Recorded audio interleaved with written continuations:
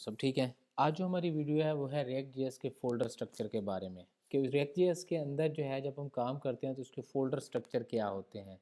तो इस चीज़ को हम डिस्कस करते हैं और चलते हैं अपने वीएस कोड के अंदर कि हमारे पास रिएक्ट जेएस के जो फ़ोल्डर स्ट्रक्चर है उसमें क्या क्या चीज़ें होती हैं जब हम उसको प्रोजेक्ट क्रिएट करते हैं। तो मैं डायरेक्टली चलता हूँ अपने उस प्रोजेक्ट के अंदर और वहाँ पे देखता हूँ कि कौन कौन सी हमें फ़ाइल्स मिलती हैं। तो यहाँ पे देखिए हमारे पास कुछ जो हमने लास्ट वीडियो के अंदर एक प्रोजेक्ट क्रिएट किया था उसके अंदर हमें कुछ यहाँ से फाइल्स और फोल्डर मिलते हैं।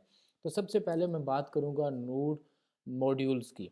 अगर हम यहाँ पे नोड मॉड्यूल के ऊपर क्लिक करते हैं तो यहाँ पे देखते हैं तो हमारे पास एक लंबी चौड़ी लिस्ट ऑफ जो है वो डिपेंडेंसीज़ की हमारे पास आ जाती है। दिस इज़ कॉल्ड डिपेंडेंसीज़ कि जब हम इसको क्रिएट करते हैं प्रोजेक्ट को तो ये सारी चीज़ें जो है वो हमारे पास ऑटोमेटिकली क्रिएट हो जाती हैं। अब इसमें है क्या क्या चीज़ें, इसमें बहुत ज़्यादा डिटेल की चीज़ें होती हैं कि हम जितनी भी डिपेंडेंसीज़ क्रिएट करेंगे तो सारी की सारी यहाँ पे आ जाएंगी। जैसे कि यहाँ पे रिएक्ट हमारे पास है, रिएक्ट डोम है, रिएक्ट आईएस है, रिएक्ट एरर है। तो ये सारी फाइल्स जो है वो हमारे पास ऑटो क्रिएट हो जाती हैं जिनको हम यूज़ करते हैं बार बार डिफरेंट वे के अंदर। तो इसको बाद में अंदर डिस्कस करेंगे कि कौन कौन सी चीज़ें होती हैं। तो अभी हम थोड़ा सा पब्लिक फ़ोल्डर के अंदर चलते हैं और यहाँ पे देखते हैं कि फेविकॉन आइकन हमारे पास एक होता है जिसके अंदर हम कहते हैं कि हमारे पास किसी भी वेबसाइट का टाइटल आइकन जो है वो ये चीज़ यूज़ की जाती है। उसके बाद हमारे पास एक फ़ाइल बनती है जिसको नाम है index.html। पूरी रिएक्ट जेएस के अंदर जस्ट ओनली वन फाइल ये बनती है। इस फाइल के अंदर होता क्या है, मैं यहाँ पे क्लिक करता हूँ तो यहाँ पे देखिए इसके अंदर डिफरेंट जो है वो चीज़ें जो है वो क्रिएट होती हैं। यानी ये हमारे पास कौन सी फ़ाइल बनाती है, इसके अंदर ये हमारे पास डिफरेंट जो है वो फ़ाइल बन रही हैं। तो यहाँ पे देखें कि ये हमारे पास पूरी फ़ाइल्स है। अब इस फ़ाइल के अंदर एक ही टोटल पूरी रिएक्ट के अंदर एक ही हमारे पास एचटीएमएल की फ़ाइल बनती है और उसके अंदर एक डिव होती है जिसको आईडी दी जाती है रूट, और ये एक मेन आईडी होती है जो पूरी की पूरी रिएक्ट जेएस के प्रोजेक्ट के अंदर काम कर रही होती है। तो ये कहाँ पे यूज़ होती है ये बात मैं आपको आगे जाके समझाऊंगा। कुछ हमारे पास रिएक्ट के ये जो है वो मॉड्यूल्स होते हैं जिनके अंदर हम काम करते हैं। उसके बाद हमारे पास है मैनीफीस डॉट जेसन की फ़ाइल। ये जो फ़ाइल होती है ये फ़ाइल हमारे पास मेटा डेटा की फ़ाइल होती है। इसके अंदर बहुत सी डिटेल के अंदर चीज़ें जो है वो स्टोर होती हैं। अभी इसको हमने कुछ भी नहीं कहते, हम आगे चलते हैं थोड़ा सा जिसके अंदर हमारे पास पैकेजेस की फ़ाइल्स होती है। अब पैकेज फ़ाइल की क्या होती है, इसके अंदर आप देखें तो डिफरेंट हमारे पास डिटेल है और इसके अंदर किस चीज़ की डिटेल पाई जाती है कि हम रिएक्ट का कौन सा वर्जन यूज़ कर रहे हैं, उसके बाद रिएक्ट डोम का कौन सा वर्जन यूज़ कर रहे हैं। यानी कि हमारे जो पैकेज है npm हो गया या जो भी हम यूज़ कर रहे हैं उनके बारे में डिटेल आ जाती है, प्रोजेक्ट नेम आ जाता है, वर्जन आ जाता है, प्राइवेट, यानी ये डिफरेंट चीज़ें हमारे पास यहाँ पे आती हैं। उसी के साथ लॉग डॉट जेसन की हमारे पास फ़ाइल बनती है।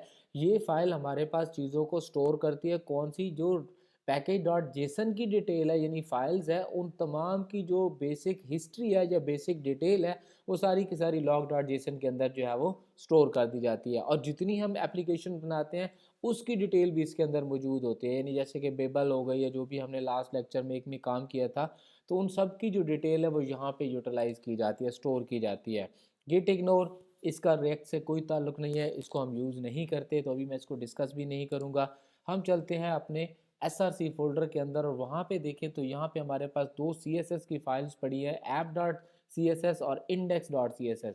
ये दोनों फाइल क्यों यूज़ होती हैं, ये फाइल सिर्फ और सिर्फ डिज़ाइनिंग के लिए यूज़ की जाती हैं, इनको मैं डिस्कस नहीं कर रहा।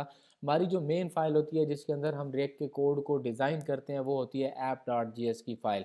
अगर आप यहाँ पे देखें तो लास्ट प्रोजेक्ट के अंदर हमें ये चीज़ लिख के आई थी स्क्रीन के ऊपर कि सोर्स और ऐप डॉट जी एस के अंदर आप एडिट करके जो है वो अपने इस पूरी की पूरी फाइल को चेंज कर सकते हैं।